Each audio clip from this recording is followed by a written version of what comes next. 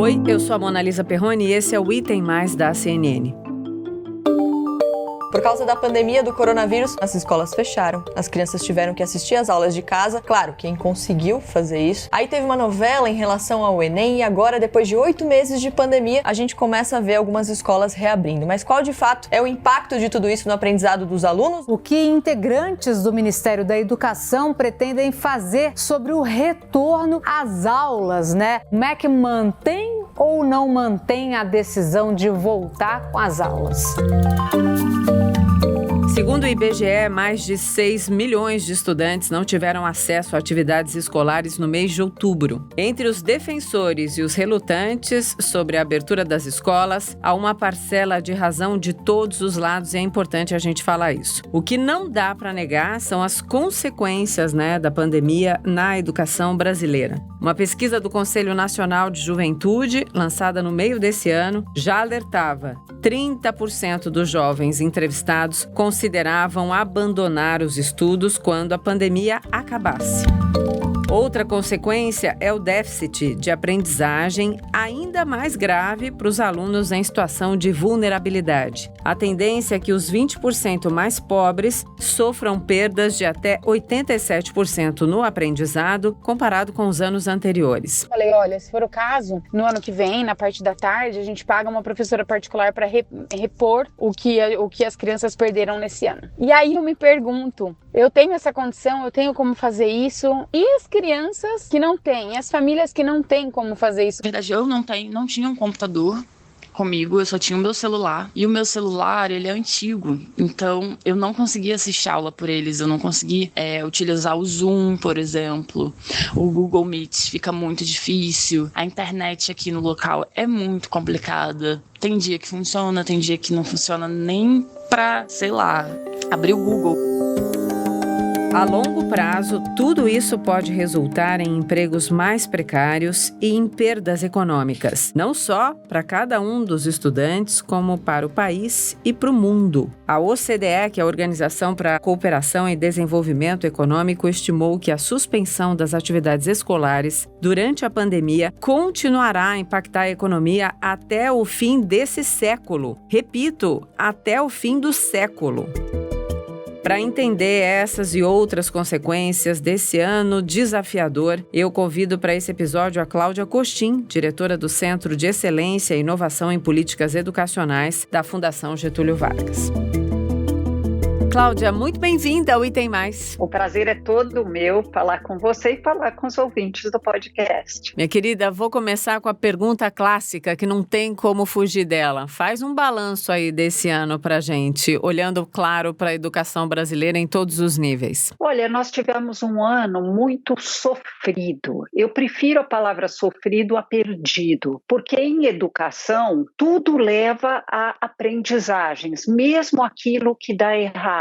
Então, muitas vezes eu ouço pais de alunos ou professores falando em ano perdido. Eu não acredito que esse ano foi perdido. Nós tivemos outro tipo de aprendizagem. Nós aprendemos a nos adaptar, nós aprendemos a nos abrir para o novo, para novas modalidades de ensino e de aprendizagem, para a reorganização da família, da dinâmica de cada domicílio, de cada família. Houve aprendizados que serão também importantes para o século XXI, mas evidentemente que foi um ano de grandes perdas cognitivas e mesmo de saúde mental para crianças, jovens e até mesmo para os seus pais. Total, mãe de adolescente falando aqui, meu Deus! É verdade. Que dureza! Olha, que dureza, mas não vou fazer sessão de terapia com você. Quero aproveitar todo o seu conhecimento para ajudar a mim, mãe, claro, e a todas as mães, pais, quem cuida, quem tem a responsabilidade, que está ouvindo esse podcast pode aprender. Já aprendi com você para a gente olhar então para esse ponto de vista. Não foi um ano perdido, foi um ano sofrido, mas no sofrimento, em qualquer nível, sim, sempre há aprendizado. No meio desse sofrimento, Cláudia, tem uma questão muito importante que é a consequência dele, que é a evasão escolar, né? Nós sabemos já os números da evasão escolar no nosso país. Não há incentivo e investimento verdadeiro das autoridades brasileiras para mudar os números inacreditáveis da evasão evasão escolar. Então, eu queria que você comentasse isso para a gente. O que a pandemia pode piorar algo que já é uma das mazelas educacionais do nosso país? Olha, na verdade, nós temos 3 mazelas para serem comentadas em termos de educação. Uma delas é que nós vivemos numa crise de aprendizagem. Sim. Pré-pandemia. Se a gente olhar para todos os comparativos internacionais, o Brasil, que é a 9ª economia do mundo em termos de PIB, está entre os 20 últimos dos países que participam no PISA. O PISA é um exame internacional de qualidade de educação aplicada para jovens de 15 anos. E isso é pré-pandemia. Embora o último resultado da avaliação nacional mostrou que em 2019 nós tivemos avanços em educação, em aprendizagem, para ser mais exato, ainda 55% das crianças saem do 3º ano não alfabetizadas. Quer dizer, nós temos alguns dados muito preocupantes. O segundo é a profunda desigualdade educacional que nós já tínhamos antes da pandemia. Sim. E, para finalizar, é essa questão da evasão escolar. E ela se relaciona com uma atitude errada que nós temos em educação. Porque, como a gente universalizou o acesso ao ensino fundamental muito tardiamente, a gente tem uma atitude na escola, no processo de ensino e como política educacional, que é o professor ensina para quem já está motivado, para quem já está preparado, mas não para que todos aprendam. E aqueles que estão em risco e são de classe média, risco de repetência ou qualquer coisa assim, os pais contratam professores particulares, mas isso na escola pública, que é onde estão 81,7% dos nossos alunos de educação básica, muitas famílias não têm como pagar um professor particular. Sim. Então, se essa criança começa a repetir de ano, vai ficando mais velha que a série correta, as chances de evasão escolar são enormes. Em tempos, Mona Lisa, de 4ª revolução industrial, não ter pelo menos o ensino médio concluído significa estar na marginalidade, aprofundar sua situação social de uma maneira absurda, né? Muito triste. Sem dúvida. Eu ainda que vim do ensino público, né, na minha época, essa frase é dura, né, de dizer, mas ela tem que ser dita. Eu ainda sou uma das últimas ali que usufruíram da educação pública, né, até o 3º colegial, que era assim que a gente falava, mas sim com um incremento muito grande depois de ter a possibilidade, o privilégio de fazer um ano de cursinho para ir entrar numa faculdade, numa universidade de qualidade. E essa não é uma regra, né, para a maior parte dos alunos de escola pública. Hoje em dia é muito difícil e a gente vê o desmantelamento do ensino público no nosso país, mesmo em cidades e estados tão ricos como o de São Paulo. Eu sou a Rita, a mãe da Diana, eu tenho 57 anos, estamos no pré-vestibular para tentarmos, né, uma nota no Enem. Para mim, foi mais fácil quando nós estávamos presencialmente, né, porque ali com o professor tirando dúvida, um aluno tirando dúvida do outro, a interação, né. Meu nome é Diana, eu tenho 18 anos, terminei o ensino médio nesse ano. A gente tem noção, né, que os professores tentam passar um conteúdo mais detalhado, mais específico, só que é muito difícil, é complicado, assim, por áudio, por foto só, sabe? Tem até professor que tentou fazer live, fez lives, fez vídeos, e esse método eu acho até mais fácil pra poder conseguir entender. Só que nem todo professor tem o equipamento, sabe, pra poder fazer isso, não tem o conhecimento pra poder fazer isso. Eu queria que você, então, fizesse para a gente uma análise sobre a diferença do impacto, então, da pandemia e do que a gente já tinha de um saldo negativo, vamos dizer assim, quando a gente olha para o ensino básico e para o ensino superior. Estão mais prejudicadas as crianças e os adolescentes ou a gente ainda não tem como ter esse veredito? Olha, a situação que nós estamos vivendo colocou uma carga enorme sobre crianças e adolescentes. Lugar de criança e adolescente é na escola, porque eles lá não só adquirem mais conhecimentos, mas também vivem um processo de socialização que todos nós que fomos à escola sabemos que é decisivo. A gente aprende coisas sobre a vida ao conviver com jovens de outras famílias. A introdução nossa na sociedade mais ampla se faz por meio da escola, especialmente em meios urbanos. Então, as perdas vão ser muito grandes, tanto cognitivas e de acesso a um futuro melhor, e isso pesa mais para os mais vulneráveis, que não têm livros em casa, não têm conectividade, não têm outras coisas que a classe média proporciona, mas também colocam problemas de saúde mesmo. Quer dizer, vários pesquisadores e pediatras vêm alertando que o risco de danos à saúde de ficar tanto tempo, nós estamos 9 meses, nós somos um dos países que está mais tempo longe das escolas, vai ser terrível. E daí porque nós temos que, olhando para o copo meio cheio, não só para o copo meio vazio, que olhar para o que o Brasil já fez certo em educação no período mais recente, porque não é uma história só de desgraças. Pernambuco, ao longo dos 10 últimos anos, ou 12 últimos anos, conseguiu construir um ensino médio de qualidade. Por que a gente não começa a copiar o que eles fizeram? Se a gente olhar para Sobral, o município lá no agreste do Ceará conseguiu ter um desempenho quase europeu com uma escola que tem uma infraestrutura média, pagando mais ou menos o que os outros estados e municípios pagam para o seu professor, mas investindo em formar bem esse professor, em prepará-lo para os seus desafios. E eu acho que nós vamos ter que ter uma volta às aulas com uma escola diferente, que terá aprendido desse período de isolamento algumas lições, como introduzir a tecnologia de uma maneira que funcione, como olhar para aqueles que não têm acesso à tecnologia e colocar a aprendizagem no centro. Chega de pensar que escola pública de qualidade é aquela que tem piscina, é aquela que tem uma infraestrutura bonita. Escola pública de qualidade é aquela em que crianças e jovens aprendem. Não alguns deles, mas todos eles. É que os últimos anos, na minha memória de jornalista que está todo santo dia aí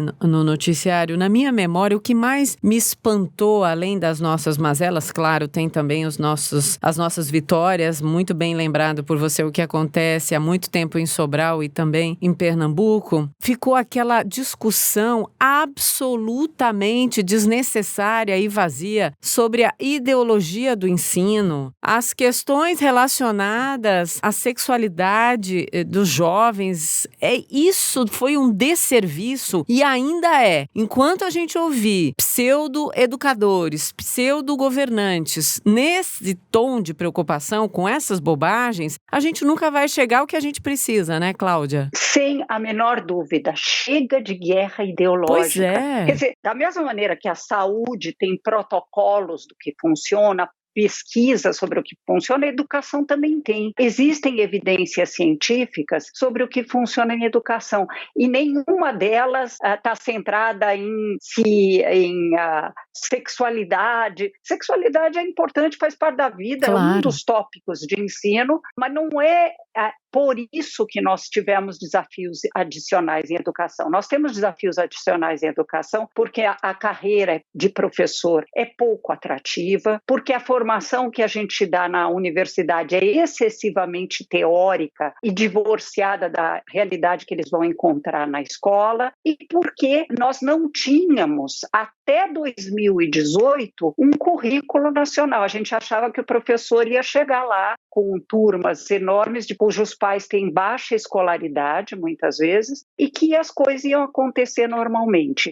Foi bom ter definido um currículo nacional, uma base nacional comum curricular. Foi bom ter avançado em alguns estados e municípios. O Espírito Santo também teve grandes avanços em educação.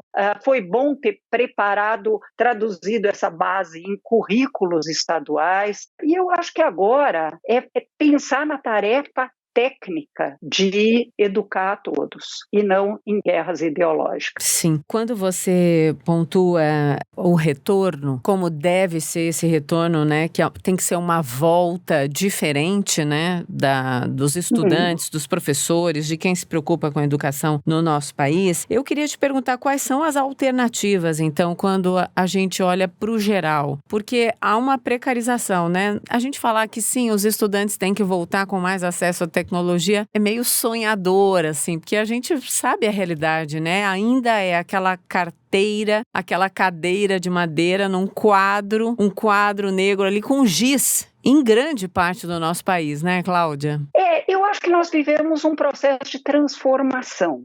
Não, é inegável. Às vezes eu que visito escolas enquanto elas estiveram abertas quase toda semana pelo Brasil afora, existe sim um processo de transformação. E eu acho que o problema não é sequer a questão de se usa giz. A maioria das escolas que eu visitei mais recentemente já estão migrando para um quadro branco, com algumas outras coisas, e a tecnologia, infelizmente, ainda está muito concentrada nos laboratórios de informática ou nas salas de leitura. Mas há uma transformação em curso que a gente precisa acompanhar mais de perto. E essa transformação está presente porque a vida em sociedade, ela hoje é crescentemente digital e isso não tinha como não aparecer nas escolas também. Existem iniciativas muito interessantes como a educação conectada, que já pega 6 estados, tem as escolas conectadas, bancos de planos de aula feitos por inúmeros professores Brasil afora conectados em comunidades virtuais, quer dizer, algumas coisas estão em andamento, mas não basta a tecnologia, e não basta, e a gente tem que pensar grande, nós somos a 9ª economia em termos de PIB, nós não podemos dizer, bom, já que a infraestrutura é um desastre, vamos viver primeiro o século XX, depois o XXI, nós vamos ter que construir a escola do século XX e a do século XXI ao mesmo tempo, mas conscientes que não basta a tecnologia, tem que ser um outro processo de ensino muito mais engajador, muito mais usando metodologias ativas e não só os computadores ou os tablets, o que a gente precisar. Nós vamos ter que mudar a forma de olhar para a educação, torná-la, ter mais horas de aula. O Brasil é um dos poucos países no mesmo nível de desenvolvimento que tem só 4 horas. É nada, né? Muito de pouco. aula, o turno da manhã e o turno da tarde. Eu fui diretora global de educação do Banco Mundial e acompanhei o Líbano quando eles tiveram que parar de ter um turno único porque as crianças sírias tinham que ser abrigadas nas escolas, né, por conta da guerra da Síria. E eu falei, o meu país ainda nem chegou a ter turno único, quer dizer, 7 horas de aula, como tem os países de mesmo nível de desenvolvimento, né? Nós temos que olhar de uma outra maneira e, sobretudo, com muita seriedade para a educação. Sim, nessa frase maravilhosa que você acabou de dizer, construir então a escola do século XX e do século XXI ao mesmo tempo, a gente coloca aí a luz sobre o ensino à distância ou não? Eu acho que nós vamos ter que lidar com o ensino híbrido durante muito tempo, que é o que vários países já antes da pandemia praticavam. O que eu chamo de ensino híbrido? É quando você combina, de uma forma resumida, o online com o offline. O professor tem um papel fundamental como um assegurador de aprendizagens e não mais como um mero fornecedor de aulas expositivas.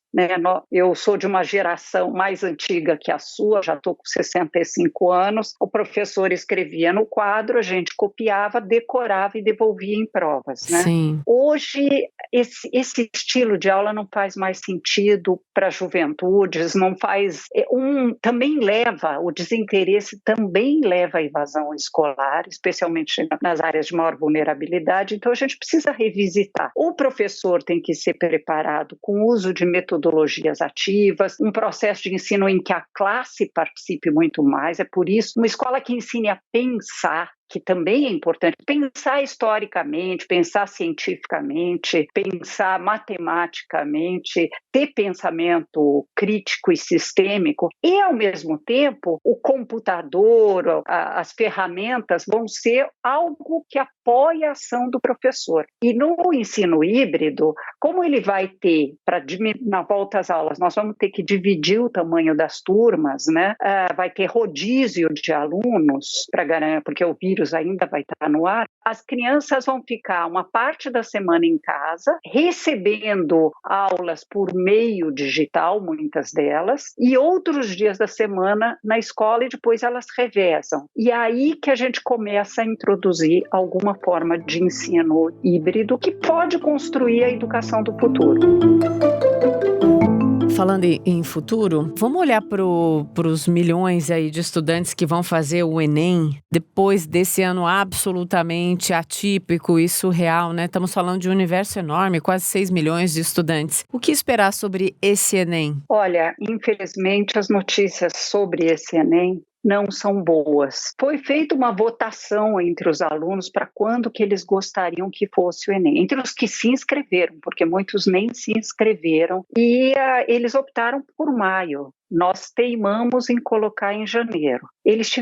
Os alunos tiveram muito pouca aula presencial. E vamos lembrar que os alunos que vêm dos quartis mais baixos de renda, o meio digital, por mais que alguns acessaram via o único celular da família, houve um esforço imenso das redes para dar algum tipo de resposta educacional em termos de aprendizagem emergencial remota, mas não é a mesma coisa do que ter o professor disponível para tirar todas as dúvidas, não é a mesma coisa do que ter um aprendizado mais estruturado.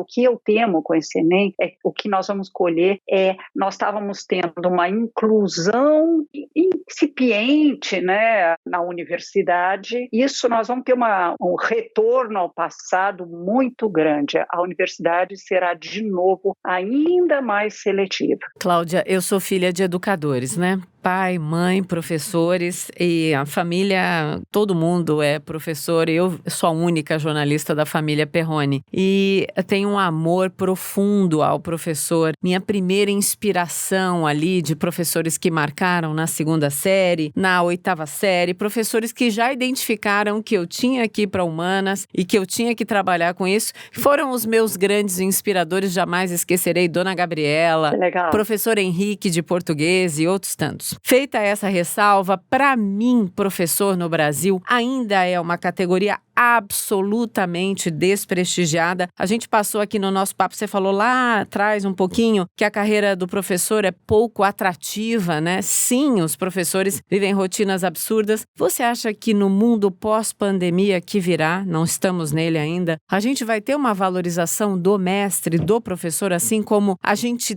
teve e já está tendo da ciência depois de toda a desqualificação da ciência nos últimos anos? Eu preciso fazer um alerta. Faça. Eu sou uma pessoa incorrigivelmente otimista, né? Então não adianta. Eu também era mais, mas esse ano me deixou um tiquinho mais pro outro lado. Mas fale então, quero te ouvir. Olha, eu sou incorrigivelmente otimista. Um dos segredos da educação de Pernambuco é que eles colocaram os professores com contratos de 40 horas e dedicação exclusiva a uma única escola. Sim. Essa foi a grande diferença. E esse é um caminho que começa a ser replicado por vários estados. Eu vi no Maranhão escolas do modelo pernambucano, eu vi na Paraíba, eu vi no Ceará. Eu acho que essa tendência vem ganhando uma certa contaminação positiva. Nossa, tomara. A gente precisa parar de pensar que ser professor é bico, contrata para 16 horas, o indivíduo trabalha numa outra profissão e mais é professor 16 horas, ou dá aula em 3 escolas diferentes, percorrendo cidades para chegar em cada escola. Mas tem uma coisa que eu preciso falar. Fale. Muitas vezes a imprensa, ao perceber essa situação do professor, esses desafios do professor, tem uma relação com o professor que não é de admiração profissional, é de piedade. É como se a gente tivesse pena do professor. Eu coordenei muitos anos o prêmio Professor Nota 10 da Fundação Vitor Tivita e vi aqueles professores fabulosos, a imprensa ia entrevistar e vinham comentar: ai, coitado, eu imagino em que condições você trabalha. Eu nunca vi um médico ser entrevistado e se ouvir essa frase com médicos que muitas vezes trabalham em saúde pública. Eu acho que é muito importante que a gente olhe para esse professor não com pena, mas com respeito e admiração profissional. Concordo totalmente. E a pandemia mostrou que professores, em situações sim muito desafiadoras, souberam se reinventar, aprenderam a dar aulas à distância das mais diferentes maneiras, porque como as plataformas digitais não chegavam a todos, deram aula no rádio, deram aula na televisão, se transformaram em youtubers. Foi uma coisa admirável que os professores fizeram nesse período. E isso é importante para o próprio professor ganhar autoestima e descobrir que o trabalho dele é admirável, que ele pode e deve ter orgulho das suas práticas. Esse é um dos aprendizados que muitos professores tiveram. Não ficar na narrativa que, por vezes, alguns setores da sociedade têm de coitadinho, de vítima, e olhar para si como um adulto que fez uma opção profissional que merece respeito e admiração. Tá vendo porque eu adoro falar com você? Até a chacoalhada que você dá, acabou de dar uma chacoalhada, ela tem uma doçura, não é uma doçura dessa coisa piegas, não é nada disso, mas tem a palavra da sensatez nessa voz gostosa de ouvir, nesse pensamento tão reto. Obrigada. Eu adoro conversar com você e faz tempo que eu adoro te ouvir, onde você esteja dando entrevista, eu sempre paro para te escutar. Muito obrigada por participar do Item Mais. Eu é que agradeço. Até a próxima. Até a próxima. Tchau. Olhamos hoje com atenção para a questão da educação no nosso país. Estamos atentos aos assuntos importantes. Amanhã tem mais papo bom para a gente ouvir, aprender e colocar em prática, né? Que essa é a verdadeira vocação da educação, passar para frente. Amanhã tem mais, em pé.